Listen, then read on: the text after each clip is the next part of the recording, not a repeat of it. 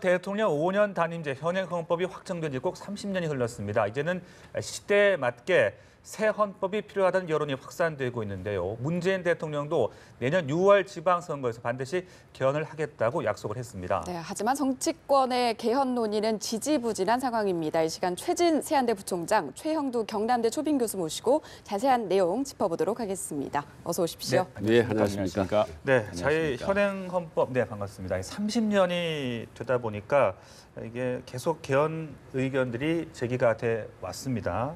그렇다면 지금 이 시대에 좀 떨어지는 그런 문제점이 있다면 어떤 것들을 꼽을 수 있겠습니까? 그러니까 이제 방금 말씀하셨지만 현행 헌법은 30년 전에 전두환 노태우 시절의 합작품이었기 때문에 많이 시대 흐름에 뒤떨어진다. 예를 들면 지금 지방 분권 시대가 됐지 않습니까? 거기다가 국민들의 기본권이 많이 확대됐기 때문에 이런 부분들은 많이 반영을 해야 된다라는 것이 하나고, 또 하나는 권력 구조를 좀 바꿔야 될 때가 되지 않느냐. 네. 제왕적 권력 구조형 그런 헌법, 너무 과도한 중앙 집권적인 헌법 형태 때문에 역대 대통령 향전 번번이 임기 말이 좋지 않았다. 그래서 차제에 뭐 4년 이 중임제라든지 이런 다양한 형태로든지 바꿔야 되지 않겠냐라는 네. 두 가지 흐름입니다. 거기다 하나 덧붙이면 이제 5.18이라든지 뭐 촛불 정신이라든지 이런 국민 주권 시대의 흐름에 알맞는 이런 정신들도 좀 반영해야 되지 않겠느냐. 이런 것들이 이제 지금 주된 여론입니다. 최 교수님도 개헌의 필요성 간략하게 좀 짚어주시죠. 예, 지금 개헌 논의가 왜 시작되는지를 우선 살펴봐야 됩니다. 지금 정세균 국회의장이 뭐라 그랬냐 그러면요, 제2의 최순실 사태를 막으려면 반드시 개헌해야 된다.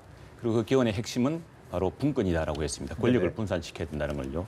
지금 우리나라 대통령제가 사실 세계에서 가장 제왕적이라고 이야기하고 있습니다. 그러다 보니까 정세균 의장도 이야기했지만 가장 집중된 권력, 절대 권력은 부패하기 마련입니다. 그 최순실 사태였고, 또 역대 대통령들 지금 30년 동안 6명의 대통령이 있었습니다만 모두 임기 말이 불행했습니다. 가족들이 구속되고 비리 사건으로 연루되고 또 국정 동력도 떨어졌고요. 그래서 더 이상 이런 시스템으로는 안 되겠다. 이제 집중된 권력, 더욱이 이게 김영삼, 김대중 대통령 때는 사실 목숨 걸고 민주화 운동하던 시기였습니다. 독재 정권과 싸워야 되고, 그 시기에는 사실은 강력한 리더십이 필요했었죠. 그러나 지금처럼 4차 산업혁명이고 이제는 어떤 집중된 한 사람의 권력 지혜가 아니라 많은 사람들의 권력, 그 지혜를 모아야 되는 그런 시대에는 이제는 분권과 협치라는 새로운 어떤 권력 구조가 필요하다. 이게 지금 논의의 시작 같습니다. 네, 개헌 논의가 왜 불붙었는지 두 분 모두 자세히 짚어주셨는데요. 일단 국회가 개헌특위 가동하는 등 개헌을 위한 지금 분위기는 어느 정도 무르익은 모습입니다만, 국회 쪽 얘기를 들어보면요, 이번에는 결실을 맺을 수 있을지 고개가 갸우뚱해지거든요. 어떻게 보십니까? 그러니까 개헌이 이제 이루어지려면요, 우선 집권 초기에 대통령이 강력한 의지를 가지고 순수한 마음으로 전광석화처럼 이제 밀어붙여야 됩니다. 그런 점에서 본다면 지금은 상당히 과거에 비해서는 여건도 많이 좋습니다. 그런데 이제 과거 개헌이 안 됐던 이유를 보면 항상 이제 집권 중반 이후에 상당히 정치 공학적인 의도로 이거를 하나의 카드로 꺼냈었거든요. 그 대표적인 경우가 이제 박근혜 대통령 같은 경우 보면은 국회 탄핵을 불과 한 2달 정도 앞두고 갑자기 개헌을 꺼냈거든요. 그때가 아마 작년 10월 24일인 것 같은데, 갑자기 국회에서 임기 내에 개헌을 하겠다라고 갑자기 이제 들고 나오는 바람에 이게 당시에 최순실이나 여러 가지 복잡한 전국 게이트를 돌파하려고 하는 게 아니야라는 의심을 샀었고, 이명박 정권 때도 그렇습니다. 대통령 선거를 불과 한 10개월 정도 앞두고 당시 이제 이명박 대통령 최측근인 이재호 의원이 개헌의 전도사다, 이렇게 이제 개헌론을 또 들고 나왔거든요. 이런 부분들 때문에 번번이 개헌하면은 사람들이 저거 꼼수다, 혹은 블랙홀이다, 혹은 판도라 상조다, 이런 이제 아주 부정적인 인식이 가지고 있습니다. 거기에 비한다면 지금 이제 과거 여건이 상당히 좋기 때문에 여야 간의 공통 분모만 최대한 넓혀 간다면 개헌을 할 수 있다, 성공적으로 추진할 수 있다. 라고 봅니다. 네, 부총장님 공통 분모를 얘기하셨습니다만 여야의 입장은 지금 첨예하고 대립하고 있는 상황인데, 일단 국회 개헌특위에서는 지금까지는 예열 단계였고 내년 2월까지 헌법 개정안을 완성할 계획이다, 이렇게 밝히고 있습니다. 그때까지 여야 합의가 가능할 것으로 보십니까? 예, 사실 그때까지 해야 됩니다. 그래야지만 3월 달에 발의가 되고요. 국민 투표를 거쳐야 되기 때문에 그래서 지금 국회 그 개헌특위위원장인 이주영 의원이 그 추석 전에 이제 그런 입장을 공식적으로 밝혔습니다. 기자들한테 그런 입장도 밝히고요. 네네. 내년 설 명절 때 국민 여러분께 국회가 합의한 개헌안을 반드시 보여드리겠다 이렇게 말씀하셨는데 이게 이제 그때까지 돼야지만이 3월 국회 그 국민들이 또 이걸 한번 볼 수 있는 시간도 있어야 되고 네네. 그걸 위해서 지금 국회가 사실은 지난 8월 말부터 전국 순회 국민 토론회를 하고 있습니다. 그리고 10월 달에 또 이 국민 보고가 있고요. 지금 국회 광장에는 이 국민들이 와서 개헌안에 대해서 자유 발언을 할 수 있고 그런 기록을 남길 수 있는 그런 노력들이 이루어지고 있습니다. 지금 뭐 여야가 입장이 다를 수 있겠습니다만은 그러나 지금처럼 개헌에 대해서 광범한 이런 어떤 공감대가 이루어진 적이 없습니다. 우선 국회의장 그러시고요. 그다음에 국무총리 역시도 김학의 총리 역시도 가장 유력한 이제 개헌 논자였고 그래서 지금 우선순위가 뭐 다를 수가 있고 여야 간의 입장이 다를 수 있겠지만 우선순위가 무엇인지 왜 개헌이 지금 필수적인지를 가지고서 국회가 좀 더 집중해야 될 때라고 봅니다. 네. 하나만 더 붙이면요. 지금 공통분모 말씀하시지 않습니까? 네. 지금 개헌에 관련된 주요 의제 중 세부 항목이 한 62개 정도 됩니다. 네. 82개 정도 되는 그중에 좋은 점은 대체로 공감한다는 것이 29개 항목입니다. 예. 상당히 고무적인 거죠. 과거에 비해서. 그런데 아직도 찬반이 팽팽한 게 33개 정도 됩니다. 네. 그러니까 절반이 넘는 거죠. 이건 상당히 부정적입니다. 예. 거기다가 하나 더 나아가서 권력구조 개편과 관련된 첨예한 사안 13개의 부분에서는 완벽하게 의견이 엇갈린 네. 겁니다. 그러니까 개헌에 관해 상당히 좋은 공통분모, 과거에 비해 상당히 진전된 예. 부분도 있는가 하면 여전히 안개 속으로서 상당히 좀 전망을 어둡게 하는 부분 동시에 갖고 있는 겁니다. 네, 일단은 시기상으로는 상당히 좀 괜찮은 여건인데 앞으로 여야 합의가 잘 이루어져 나갈 수 있을지 네. 그 부분을 좀 주목을 해야 될 것 같습니다. 그렇다면 논점별로 좀 더 자세하게 좀 짚어보죠. 말씀을 두 분께서 잠깐 언급을 하신 대로 역시 최대 쟁점하면은 4년 중임제냐, 네. 분권형이냐, 이 권력 구조 문제가 최대 이슈가 되겠죠. 네, 그렇습니다. 이게 뭐 사실은 우리나라 대통령제 같은 이런 절대적인 대통령제가 사실 없습니다. 네. 미국 같은 경우는 연방 국가인데다가 그다음에 그 국회의 권한이 절대적입니다. 또 그래서 우리랑 비교하기 좀 어려운 상황이고요. 근데 이 핵심은 보면은 어느 나라나 대통령제가 있습니다. 뭐 독일도 사실은 대통령이 있거든요. 지금처럼 이런 국가 안보가 위중한 시기에 참 대통령 리더십이 가장 중요하지 않습니까? 그러나 지금 현대 국가가 워낙 복잡해져서 대통령 혼자 모든 걸 결정할 수가 없습니다. 그래서 네. 지금 모든 개헌 논의의 핵심은요. 그 총리를 어떻게 할 것이냐, 총리의 권한을 어떻게 강조해 줄 것이 반영할 것이냐 이 문제입니다. 문재인 대통령도 이제 대통령 당선되거나 선거운동 때는 책임 총리 하겠다 그랬거든요. 그런데 지금 이낙연 총리가 국무위원 인사 제청을 제대로 했는지 과연 만약 그렇게 했다면 국무총리 책임져야 됩니다. 지금 7명 이상의 차관급이 낙마했습니다. 그 역대 정부의 일기에서 이렇게 크게 낙마한 일이 없거든요. 그러니까 네네.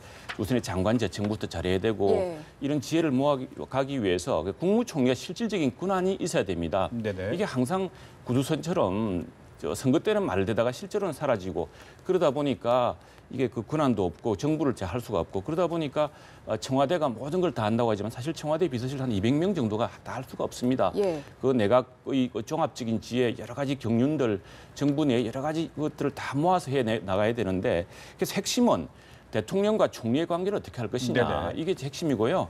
지금처럼 대통령 선거 때는 총리한테 절대적인 뭐 권한을 주겠다고 해놓고 실제로는 사실은 이번 총리는 총리 비서실도 제대로 했을까?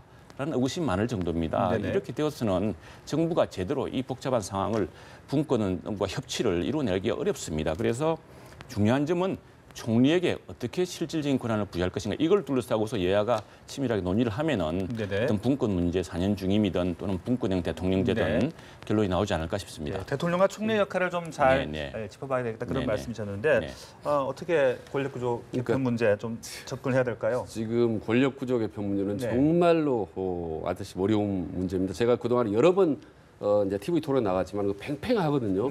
지금 이번 추석을 놔두고 여론조사를 했는데 개헌을 해야 된다는 게 68% 정도 가까이 됩니다. 네. 그리고 개헌을 반대하는 사람이 거의 한 14.8% 정도 나올 정도로 그러니까 압도적으로 개헌론이 높지만 딱 강론으로 들어가서 이건 그럼 어떻게 할 것이냐 권력구조 개편 논의하면 첨예하게 완전히 달라지거든요. 네네. 근데 그동안에 이제 오랜 여론조사를 보면 보통 한 631 정도 구도됩니다. 그러니까 4년 중임제가 한 50, 60% 정도가 됩니다. 찬성하는 구도가 평균적으로. 그다음에 이제 이원 집정부제가 한 30% 정도 되고 나머지 이제 내각제가 한 10% 정도 됩니다. 그동안 이루어진 판세가. 그런데 여야 관계를 보면 지금 민주당은 4년 중임제를 강력하게 선호하고 있는 상황입니다.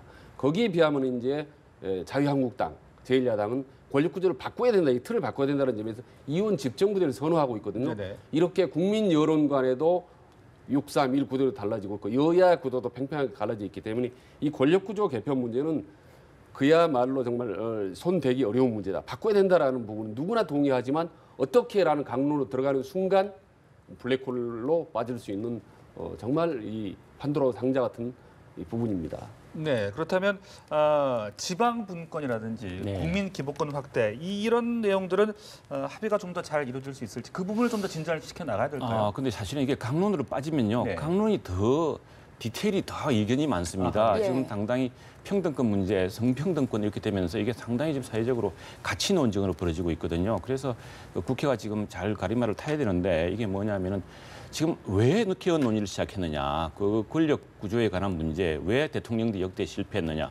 지금 모든 대통령이 임기초 60% 올라갑니다. 그러나 막판에 가면은 20%, 10%가 안 돼가지고 나라를 오히려 혼란에 빠뜨리고 했거든요. 그래서 제일 기본적인 것, 왜 개헌 논의가 시작됐느냐, 예. 그리고 제일 우선순위가 무엇인가, 이 문제가 제일 중요할 것 같고요. 기본권 문제에 대해서 기본권이라든가 지방분권 이것은 반드시 헌법이 아니더라도 법률로서 정할 수 있는 것도 많습니다. 그리고 이 헌법은 모든 문제를 다 포괄하는 선언문이 아니거든요. 여기는 그 당시까지 합의될 수 있는 최대한의 어떤 공약수로 해야 되는 것이고 네. 지방만 하더라도 지방 재정과 중앙 재정의 문제 또 그리고 중앙 사무와 지방 사무, 정부의 사무를 어떻게 조절할 것인가 이런 문제를 법률로서 많이 조절해야 되고 또 지방의 자치 능력을 확대해야 되고요. 지방 선거에서 좋은 후보들 많이 공천해야 될 것이고 예. 이 선거를 통해서 좀 더 탁월한 지방 정부가 우선 탄생해야 되고 그런 바탕 위에서 지방자치도 더 발전할 수 있을 거라고 봅니다. 이 모든 문제를 예. 헌법으로 해결할 문제는 아니라고 봅니다. 네, 저희가 그래서 이제 예. 문재인 대통령이 그렇게 얘기를 하지 않습니까? 권력구조 개편이 정 합의가 안 되면 지방 분권이라든지 기본권 부분만이라도 개헌을 하자라고 얘기를 네. 했거든요. 그렇습니다. 그리고 이제 여야가 대책 합의로 보는 게 한 29개라고 말씀드렸는데 그중에 상당 부분이 이제 지방 분권 강화 부분입니다. 이 부분에 대해서 상당히 여야가 좀 동의를 합니다. 자치 입법권이라든지 자치 재정권이라든지 자치 조직권이라든지 이런 부분은 상당히 여야가 접점이 이루어졌기 때문에 이런 부분이라도 개헌을 하자라는 이제 의견이 나오고 있기 때문에 어떤 형태로든지 이런 일부 개정 네. 이런 부분 저는 가능성이 좀 높지 않나 이렇게 좀 조심스럽게 전망을 합니다. 네, 저희가 앞서 집중의 얘기 나눠본 권력구조 개편의 전제 조건으로 꼽히죠. 이 선거구제 개편, 이 논의도 정치권에서 기지개를 켜고 있는 상황인데 이 역시 지금 뭐 각 당의 셈법이 조금 다릅니다. 합의에 이를 가능성은 네, 없습니다. 그렇습니다. 우리나라 정당 선거 구도를 보면은요, 선거 구도가 우리 예전에 지역 구도가 여전히 살아 있고 또 지금 영남 쪽 지역이요, 부산 경남이나 부산 경남 울산 그리고 심지어 대구까지도 상당히 민주당이 지금 약진하고 있고 사실 뭐 부산 경남 이런 데는 지금 민주당이 상당히 많이 뭐 거의 비등하다 할 정도로 지금 팽팽한 세거든요. 반면에 이제 전통적으로 민주당의 아성 또는 국민의당의 아성인 이쪽 지역은 이 자유한국당이 전혀 바른당도 마찬가지고 전혀 그 착근을 못 하고 있습니다. 이런 상황에서 이제 만일 중대 선거구제를 하면은 사실은 지금 민주당은 상당히 유리해진 반면에 이런 상황에서 중대 선거구제를 할 경우에 사실은 자유한국당이나 바른당은 별로 얻을 게 없는 이런 이제 셈법이 작용하겠죠. 그러나 이보다 더 중요한 것은 국민들의 그 지지, 국민들이 사실은 국회의원 투표한 투표율이 있지 않겠습니까? 그 지지율에 따라서 정확하게 의석이 배분될 수 있도록 하는 독일도 그렇고 네. 오스트리아도 그렇고 그게 예. 소선거구제를 하면서도 그걸 굉장히 정교하게 반영할 수가 있습니다. 국민들의 지지 의사에 따라서. 지금 선거는 이렇거든요. 40%라도 40% 얻은 후보가 되고 나면 그 사람이 되는 겁니다. 그럼 60%의 유권자는 그 사람 안 찍었는데 그 사람이 지금 자기를 대표하는 꼴이 되는 거거든요. 이런 문제들도 한꺼번에 해결하고 이게 반드시 정당의 지역 기반에 따른 셈법보다는 네네. 국민의 대표성을 얼마나 정교하게 반영하느냐는 이런 논리를 접근하면 이 역시도 풀릴 가능성이 있다고 봅니다. 네. 그러니까 대통령제 바꾸는 거 말하자면 권력구조 개편이 제가 어렵다고 말씀드렸지 않습니까? 저는 그보다 한 3배 정도 더 어려운 거 저는 이 선거구 개편이라고 합니다. 예. 원혜영 지금 정치개혁특별위원장 그렇게 얘기를 했지 않습니까? 권력구조도 중요하고 어렵지만 200여 명의 국회의원들이 그 이해관계가 첨예하게 이렇게 달려있는 이 부분은 정말 해결이 어려울 것이다라고 얘기를 했고 실제로 다 이인영 이 소위원장도 전부 그런 얘기를 하고 있거든요. 네네. 그래서 이거는 왜냐하면 국회의원들의 입장에서 중진이라든지 이런 지명도가 있는 사람은 소선거구제가 또 유리하죠. 그런데 이제 초선이라든지 혹은 정치 신인들은 또 중대 선거 유리하고 이런 여러 가지 이해관계가 엇갈리고 있기 때문에 이 부분은 그야말로 정치권이 그동안 했던 빅딜로만 가능하다. 과거에 이제 김영삼, 김대중 대통령이 이런 식의 어떻게 보면 이제 정치적 빅딜을 많이 했거든요. 그래서 권력 구조와 네. 선거구 개편 문제 이런 문제들을 다 함께 이제 정부 또 인사 문제 이런 문제를 함께 한 테이블에 놓고 서로 간의 여야 간에 그야말로 협치, 기브앤테이크를 하면서 해야 이루어지는 거지. 뭐 여당이 밀어붙인다고 해서 야당이 밀어붙인다고 해서 절대로 불가능한 것이 선거구의 문제입니다. 네, 자, 몇 가지 저희가 이슈들을 좀 짚어봤는데 이 시기도 말입니다.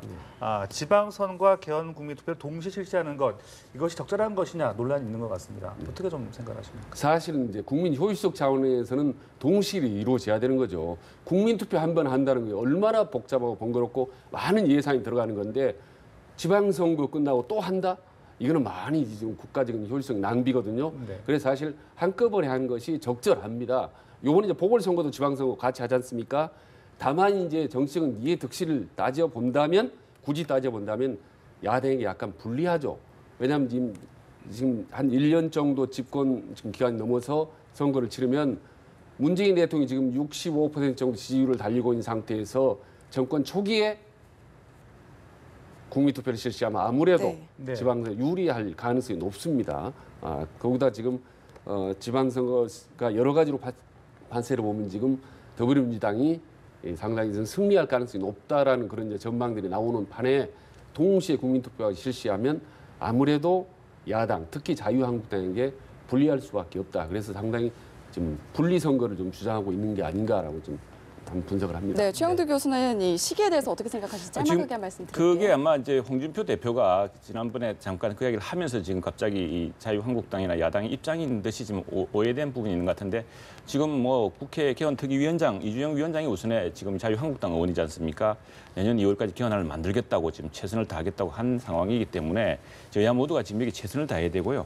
아마 홍준표 대표의 이 발언은 이 독특한 협상술이 아닐까 이렇게 생각합니다. 통상 대통령은 개헌하면 안 된다 그러고 블랙홀이라 그러고 야당 대표는 개헌하자고 하는데 이번에 상황이 바뀌었거든요. 왜 그러냐 그러면은 지금 우리 최 부총장님 말씀하셨지만 지금 압도적인 대통령 지지율과 여러 가지 그 정세가 사실은 야당한테 유리하지는 않습니다. 그런데 여기다 시간까지 딱 정해놓고 하면은 협상하는 쪽에서는 이제 언더독이라 그러지 않습니까? 야당은 이제 소수파니까.